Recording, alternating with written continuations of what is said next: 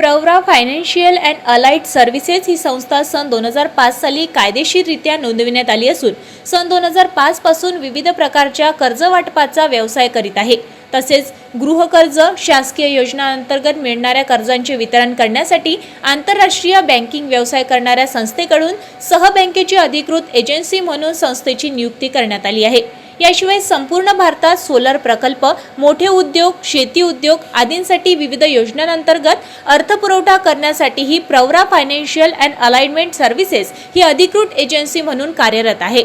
संस्थेमध्ये विविध अधिकारी व कर्मचाऱ्यांच्या नियुक्तीची प्रक्रिया क्रमप्राप्त असतानाच अमरावती येथील विजय भीमराव चाडोकार यांनी स्वतः प्रवरा फायनान्शियल अँड अलाइड सर्व्हिसेसचा अधिकृत प्रतिनिधी असल्याचे भासवून अनेक लोकांकडून प्रोसेस फीच्या नावाखाली पैसे घेऊन फसवणूक केल्याचा धक्कादायक प्रकार समोर आला आहे। तक्रारीनुसार विजय भीमराव चाडोकार यांनी व्यवसायासाठी तातडीने कर्ज मंजूर करून देण्याचे आमिष दाखवून यवतमाळ येथील एक प्रसिद्ध व्यापाराच्या प्रतिष्ठानांना भेट दिली आहे। यावेळी स्वतः प्रवरा फायनान्शियल अँड अलाइड सर्व्हिसचा अधिकृत प्रतिनिधी असल्याचे सांगत कर्ज मंजुरीसाठी लागणारा कायदेशीर खर्च म्हणून 21,900 रुपये रक्कम संबंधित व्यापाऱ्याकडून स्वीकारली आहे।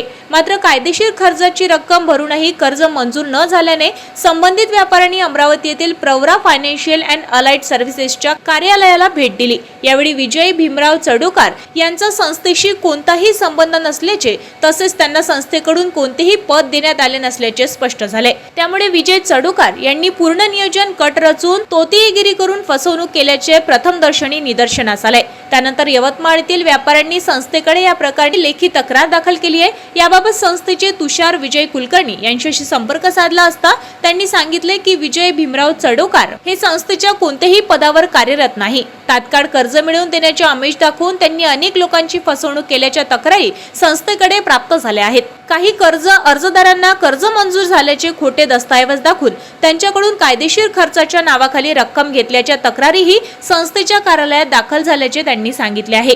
या पार्श्वभूमीवर संस्थेने स्पष्ट केले की सन 2005 पासून संस्था कायदेशीररित्या वित्तीय व्यवसाय कार्यरत असून आजपर्यंत संस्थेत पब्लिक रिलेशन ऑफिसर, शाखा व्यवस्थापन किंवा अशा प्रकारच्या कोणत्याही पदावर तात्पुरते कोणाचीही नियुक्ती करण्यात आलेली नाही। त्यामुळे संस्थेच्या नावाने कोणीही स्वतःला अधिकारी, प्रतिनिधी किंवा कर्मचारी म्हणून सांगत असल्यास त्यांच्यावर विश्वास ठेवू नये असे आवाहन संस्थेने केले। तसंच विजय भीमराव चाडोकार यांच्या विरुद्ध भारतीय न्याय संहितेतील विविध कलमान्वये गुन्हा दाखल करणे क्रमप्राप्त असल्याचे संस्थेने स्पष्ट केले। याशिवाय विजय भीमराव चाडोकार यांनी विविध कारणांनी अनेक नागरिकांकडून पैसे घेतल्याच्या तक्रारी समोर येत असल्याची माहिती संस्थेला प्राप्त झाली आहे। या सर्व प्रकरणांची सखोल चौकशी करून सत्य बाहेर आणावे तसेच फसवणूक झालेल्या नागरिकांना न्याय मिळवून देण्यासाठी संबंधितांविरुद्ध कठोर कारवाई करण्यात यावी अशी मागणी तक्रारदार आणि फसवणूक झालेल्या व्यक्तींनी केली आहे। आमच्या प्रवरा फायनान्शियल अँड अलाइड सर्व्हिसेसमध्ये कोणत्याही पदावरती नियुक्ती केलेली नाही। दुसरी गोष्ट, त्यांना कुठल्याही प्रकारचे पैसे वगैरे घेण्याचे, वसूल करण्याचे कुठलेही अधिकार नाही। लोकांच्या ज्या तक्रारी प्राप्त झालेल्या आहेत त्यानुसार आम्ही आता पोलीस केस करण्यासाठी म्हणून पूर्ण लाईनशीट लावून दिलेला आहे काम त्याच्यात।